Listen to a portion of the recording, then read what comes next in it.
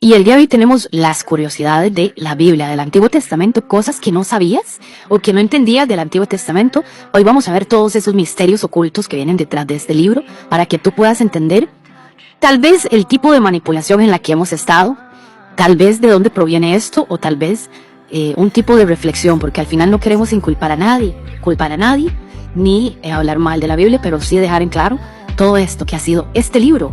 Así que vamos con los puntos. Y en esta primera parte vamos a tocar solo el Antiguo Testamento. Bueno, la primera curiosidad, ¿sabías que el Antiguo Testamento no se escribió en forma ordenada? Cronológicamente, en realidad, el libro más viejo es el libro de Enoc, que se escribió hace más de 50,000 años. Y los libros más jóvenes, o escritos recientemente, que se escribieron algunos hace 3,000 años, otros hace 200 años después de Cristo.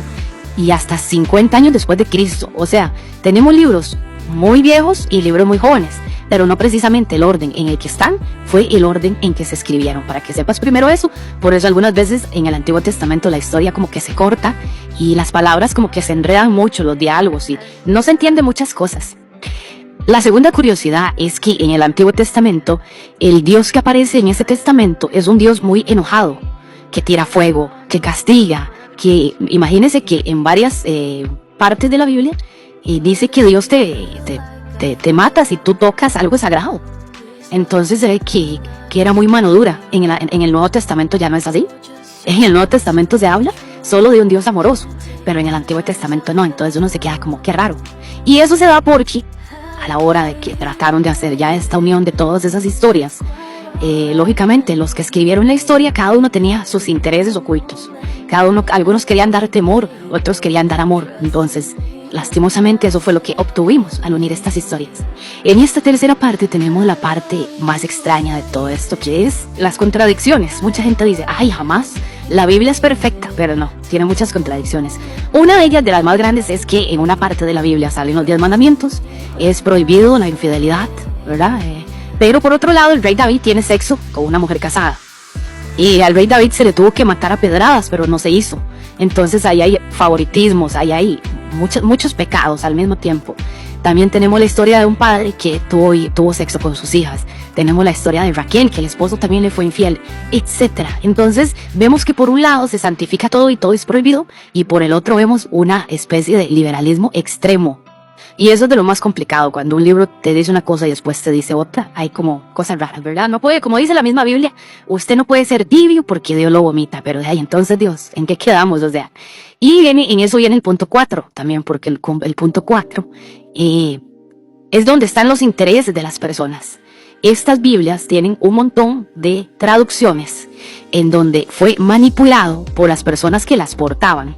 En un momento fueron los españoles, en un momento fueron los romanos, en un momento fueron los alemanes, etcétera, etcétera, etcétera. Entonces, en que la escribió esos árabes y esas personas de allá, del Medio Oriente que escribieron esto, no solo ahí se tradujeron como 500 veces mal escrito, sino también toda la manipulación.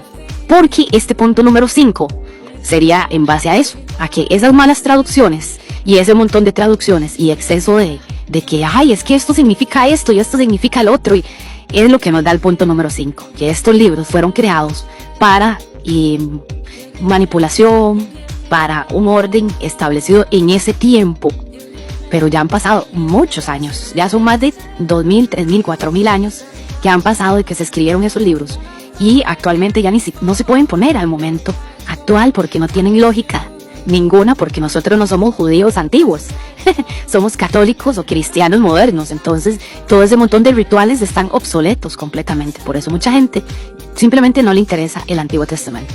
Y en este último punto, el punto número 6, viene lo que realmente eran estos libros.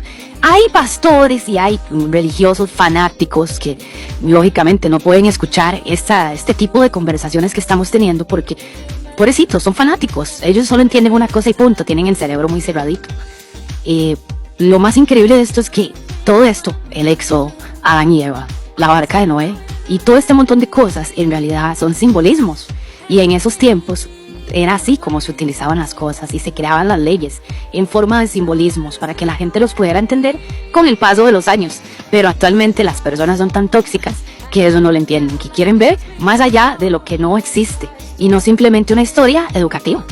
El punto 7 y el último punto es que es algo increíble, pero esta Biblia, este Antiguo Testamento, para lo que ha servido únicamente es para que hayan guerras.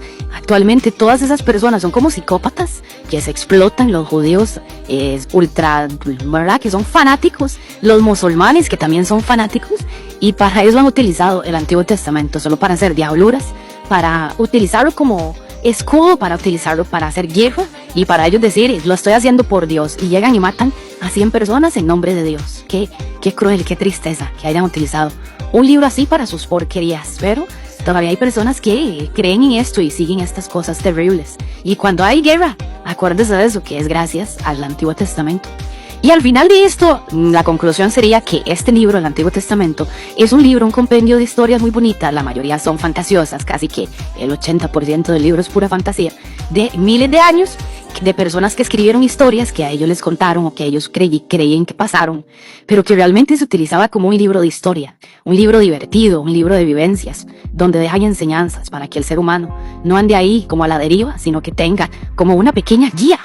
Pero no por eso le da la potestad actualmente a pastores y a católicos y a cristianos y a todos los que son obsesivos de decir, es que Dios dijo esto y punto, porque ahí es donde estamos cometiendo un gran pecado, que es tratar de hablar por Dios, y eso no se puede hacer, ni se podrá hacer jamás.